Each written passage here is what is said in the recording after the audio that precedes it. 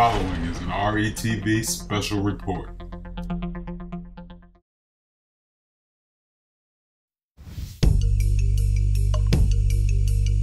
When we were kids, we were taught to fight back to protect ourselves. Protect ourselves from neighborhood bullies, our friends, and/or enemies who might cause us harm. Some governments use violence to conquer smaller nations, while others use violence to protect their sovereignty. Since the inception of life, violence has been synonymous with our world's evolution.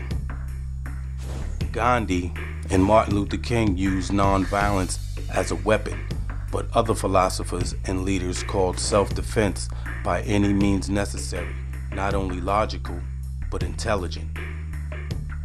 Statistics may prove that we are now living in the most peaceable times in our species' existence.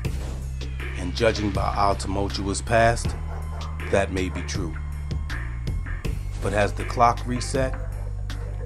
And this time around, instead of Romans, European settlers, and mobsters, is modern violent crime spearheaded by our youth? According to the CDC, violence has declined since 1994. But the crisis is still very much alive and remains the leading cause of death among youth aged 10 through 24. Can we stop the senseless trend of violence that kills thousands of innocent victims each and every year? Can we reprogram the minds of robotic killers? Killers who have converted our neighborhoods into an insensitive battlefield? And what are the key elements that power this seemingly unstoppable force?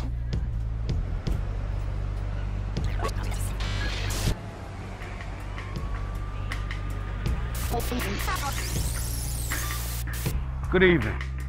I'm Tony Perkins, born and raised in Jersey City. Growing up, I've seen this city go through numerous transformations, some good, some bad. But the love that I have for this city has diminished through the years due to the trend of violence and disrespect that seems to be the norm, not only in Jersey City, but around the world. We have all been guilty of behaviors deemed detrimental to ourselves and the community, and mistakes do happen. Conflict is sometimes unavoidable. No one is perfect.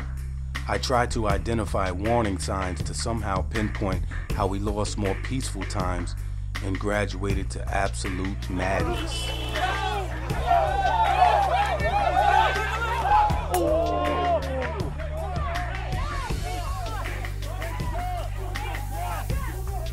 Growing up, there was always fighting, and sometimes it even got deadly.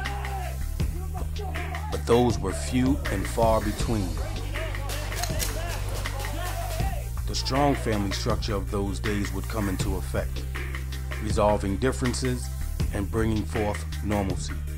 This violent journey has been fueled by social ills, such as poverty, neglect, miseducation, and drugs. With youth violence now leading the charge, no one feels safe anymore.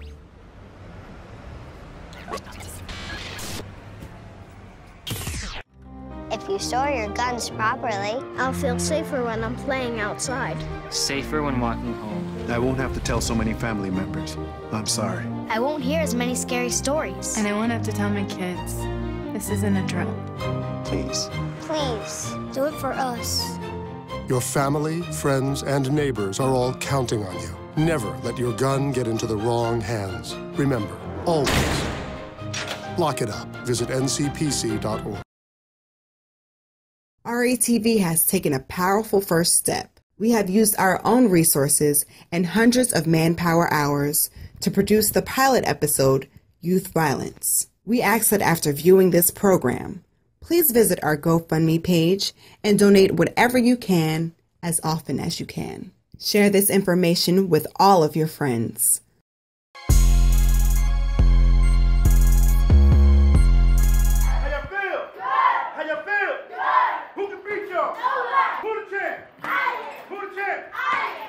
It ain't just about the aggression that we see in the boxing. It's also about the discipline. You know, all these kids in here, man, they listen to me. I talk to them. I mentor them. You know, I go to school for them. I saw you in school going to see one of the kids, you know. So I mean, it's deeper than boxing. Boxing is deeper than just fighting, you know. But no, this is an outlet for them to come in here and get energy out, you know. Not to associate with those on the street corners, you know. Give them an outlet, something else to do. Move out!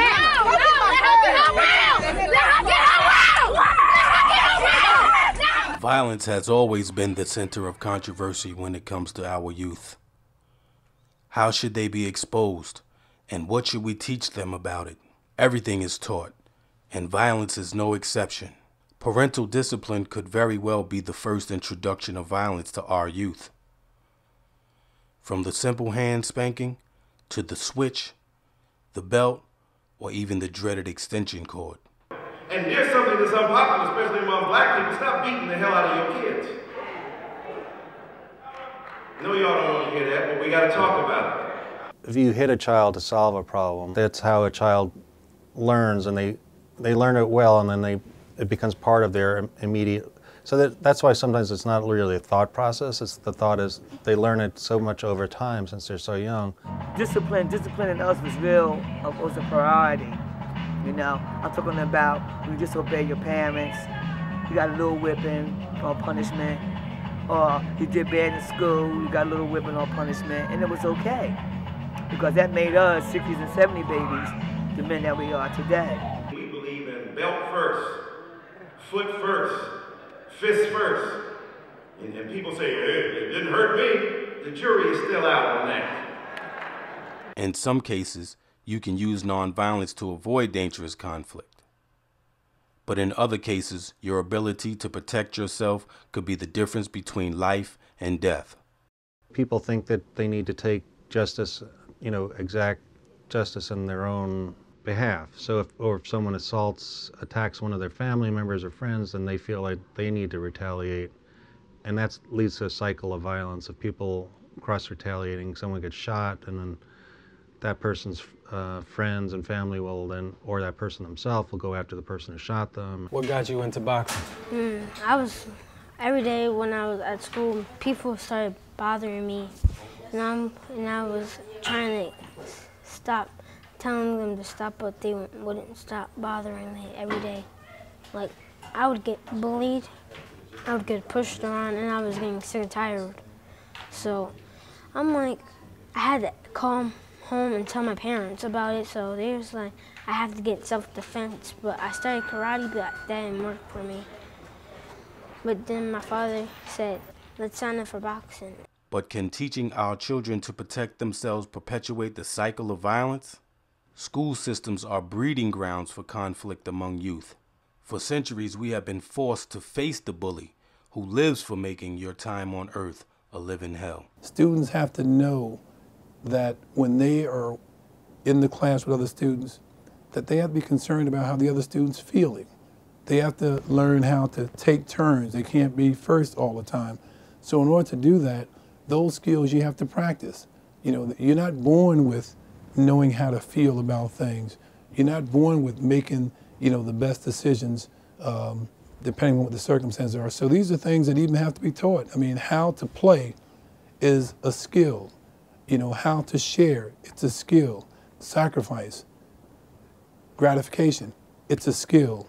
Support, it's a skill. But for every bully, there is a victim who will eventually get fed up and seek help, defend, or retaliate with extreme vengeance. If you are just joining us, two young men apparently dressed in long black trench coats opened fire about an hour and a half ago at a high school just outside of Denver in Littleton, Colorado.